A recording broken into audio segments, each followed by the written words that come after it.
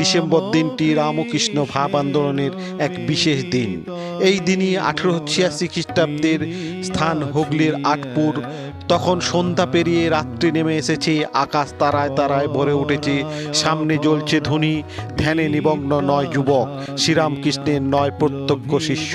ধ্যান শেষ করে তখনকার ঠাকুরের প্রিয় নরেন শুরু করলেন ঈশ্বর কথা, শোনালেন যীশুখ্রিস্টের ত্যাগ তিতিক্ষার বাণী এবং জানালেন কিভাবে জগতের কল্যাণে তিনি জীবন উৎসর্গ করেছেন, যার প্রথম ধাপই হলো সংসার ত্যাগ।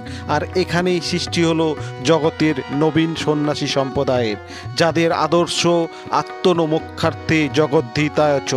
নেতা নরেনকে কেন্দ্র করে উঠে দাঁড়ালেন 9 গুরু ভাই এবং ধুনির অগ্নিকে সাক্ষী রেখে সংকল্প করে সংসার ত্যাগ করে সন্ন্যাস গ্রহণ করার গড়ে উঠল শ্রীরামকৃষ্ণ সংঘের মূল ভিত ও পিলার।